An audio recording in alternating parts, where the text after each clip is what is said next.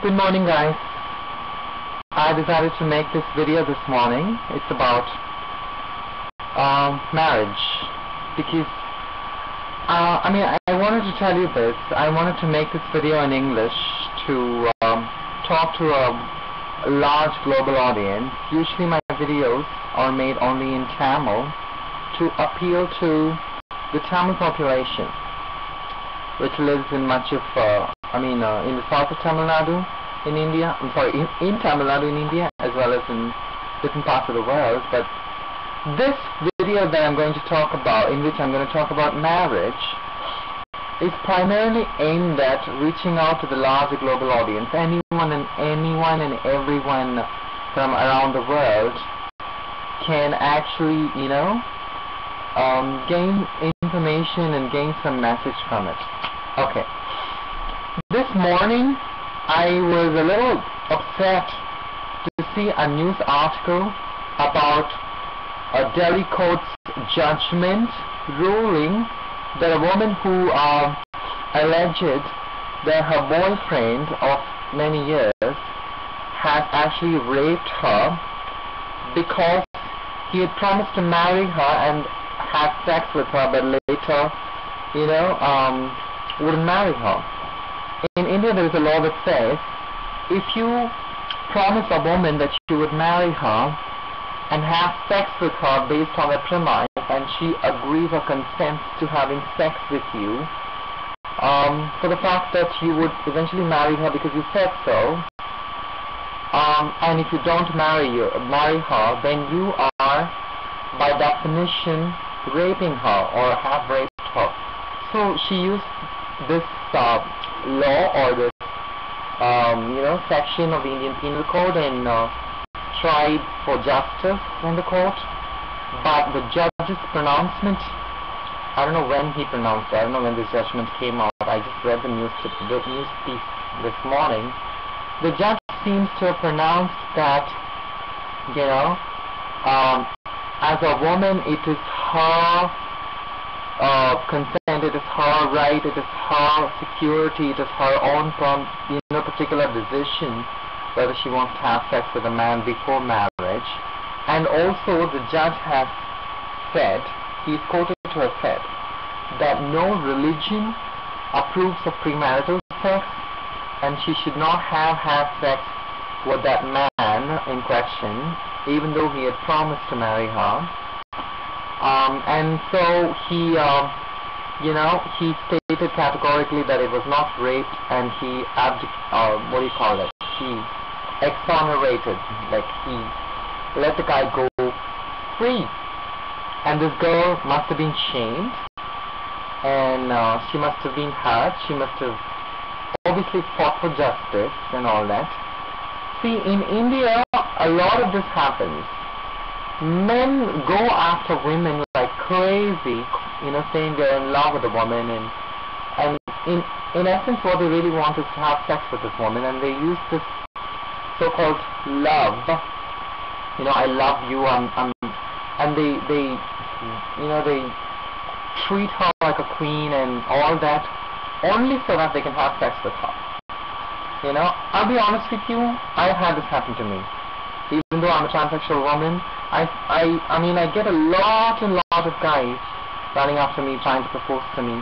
But then, if I look deeply, it is always about him trying to touch me, trying to have sex with me. And so once I realized that, initially I was innocent. I didn't know that men were such crazy sex maniacs that they would,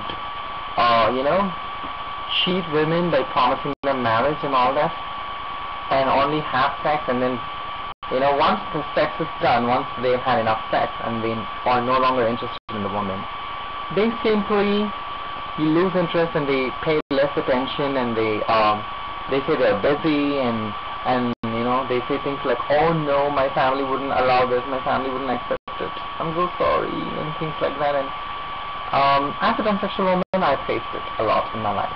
Okay? So I'll be honest with you. But let me come to the point of marriage. Is marriage even required? Over my so many years,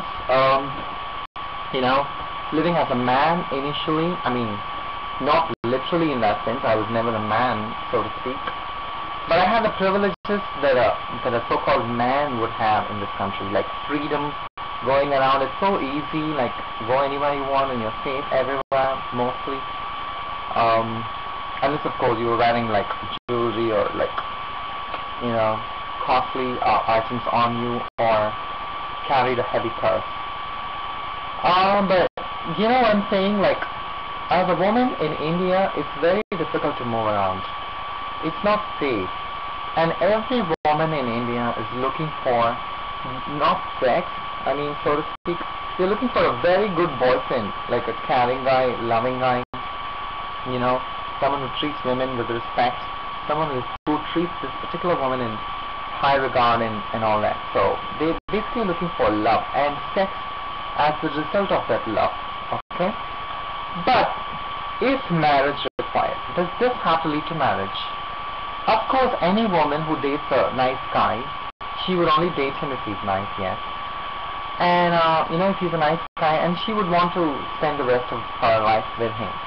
But what happens is, in reality, especially for guys, in my own experience, and in the sharings that many women have had with me of their experiences, men can't stay true to just one woman all their life. Men are strayers. They can't just be with one woman. And so, even if he marries you, even if you're a woman and he promises marriage and all that, he marries you, what is the guarantee that he will be nice and loving and caring all throughout his life? The same exact way he was when he began the relationship with you. You know? The answer is a big no. It's a very, very hard answer to accept, yes. But the reality is that when we start a relationship, when we fall in love with a guy, we tend to make a huge lifelong plan with him. And we call this plan marriage. Marriage is actually a result of thousands of years of conditioning. Okay? Marriage is not even human. Marriage is not a biological instinct. Sex is a biological instinct. Love is a biological instinct. But monogamy is not a biological instinct. Unlike what we are forced to or taught to or indoctrinated to believe. Religions want us to believe that. Because it is only when we marry a person of a particular religion, either we convert to that religion or he converts to that religion, if the two are not in the same religion, and then what happens is that you produce children, and then you indoctrinate your children with the same religious belief system. Okay? So you basically produce more people belonging to the same religion, ensuring the survival of that particular religion in question, you know, go into the next generation and going forward. But imagine you belong to some religion or you don't believe in God at all, and you fall in love with a guy who belongs to another religion, or he doesn't believe in God or whatever. If the two of you, like, you know, if you want to relate, and if you decide not to have children, religion frowns upon you. Religion frowns upon premarital relationship, live-in relationships, abortion, divorce, childless marriage, and all that. It's all because religions are only interested in the survival of themselves. A religion wants to survive now and into the next generation and going forward. Okay? Religions are not at all interested in your happiness, in your freedom, in your peace, in your equality. And okay, so as a woman, I want to speak to you as a woman. If you fall in love with a guy, what is the guarantee that you will stay in love the exact same way or in the to the exact same degree that you are in love with now, or when you were in the beginning, you will be throughout the course of your lifetime with that single person. No! In fact, when you go out, you see lots and lots of, nice guys. Every single guy has his own, merits and, characteristics that are interesting and appealing to you as a woman. Why should you stay with just one man throughout your life? I know this is a very, very controversial question, because the question of virginity, purity, chastity, and a woman should be like this, all of this will come into the picture, and you've been conditioned to believe all those things over so many millennia by these religions. Every religion, there are many organized religions of the world, but all of them have some aspects that are common, some things or some characteristics that are common. They all are against premarital sex. They all are, for marriage. They enforce marriage. They all are against abortion. They all are against homosexuality. They all are against sex change. They all are against various other things. In fact, religions are the only reason that we have all kinds of sexual conditions, sexual repressions. Okay? So, in reality, religions are highly, highly insecure. They're so worried about their future, their own survival, that they want to ensure that they survive, and they can only do so long as people marry and produce children and make families that are religious families. Okay? So you have to ask yourself this question: are you born on this planet only as a religious slave, only to grow a certain religion? Imagine you have married religiously and have children and all that. But imagine you have some financial issues. You are unable to raise your children. You lost your job, or your husband has lost his job, or one of you has lost a limb or has become sick and is unable to bring money to the family. How will you survive? Is your religion going to come to you and take care of you? Is your religion going to give you money to take care of you? No! All the religion is interested in is creating big numbers so that these people can then come to the temples or to the mosques or to the churches and donate money to these institutions or these constructions, these buildings, calling themselves divine, or religious or spiritual. Don't you think it's all about money? If you look at any religion, there is a huge hierarchical structure.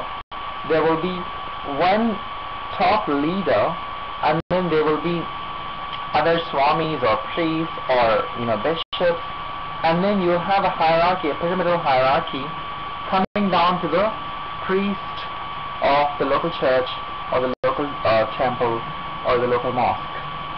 So when you spend money, what really happens is that the money goes up the ladder to the highest priest.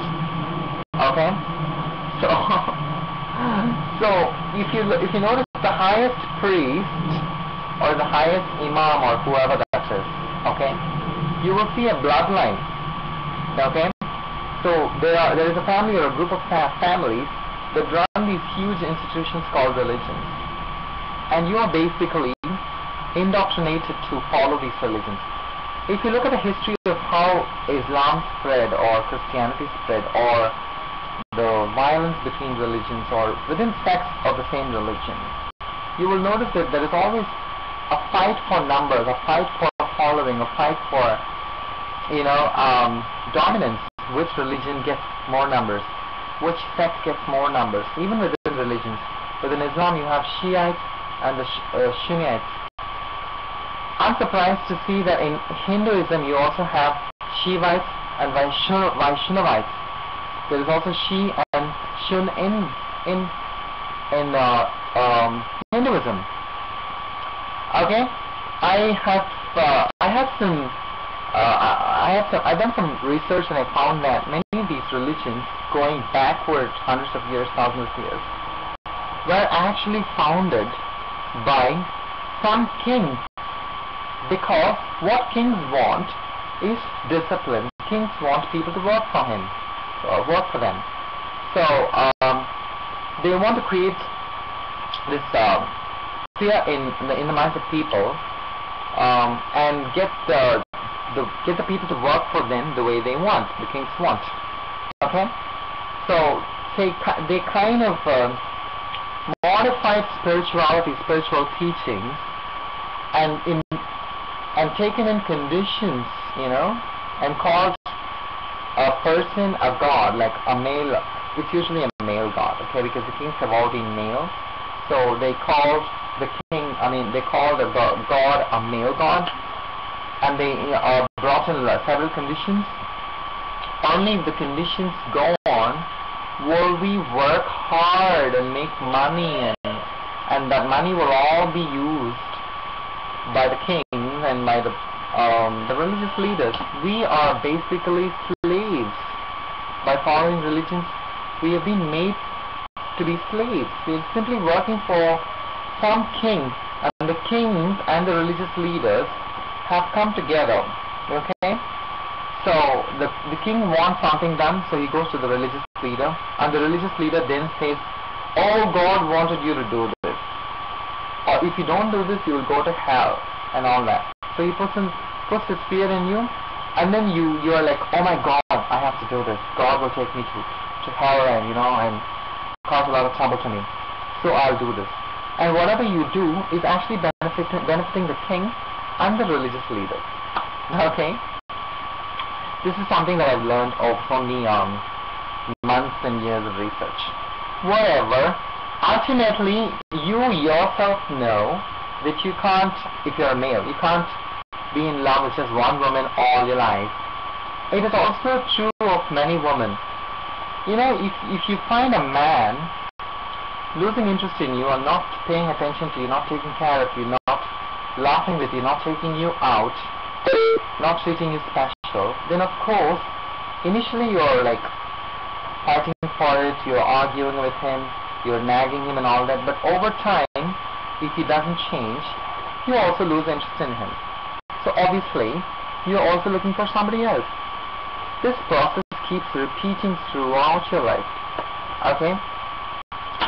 So, I would say marriage is against humanity, against the human race. It was invented by these so-called religions, as a conspiracy against humanity, against the human race, just to make humans work hard as slaves, losing their freedoms, losing their ability to love so many people, only so that they are labor slaves working for these power-mongering kings and religious leaders. Okay? End marriage. End marriage and end power. Marriage, money, religion, caste, power, sexual repression, female suppression, homophobia, transphobia, money, banking, all of these, okay, came about only because of marriage. If we didn't have the so-called heterosexist, child-producing, slave-producing marriage, we wouldn't have money, we wouldn't have banks, we wouldn't have religions, we wouldn't have caste, and all the things that we call ugly and dangerous and against humanity and peace all started with marriage. Thank you so much for watching.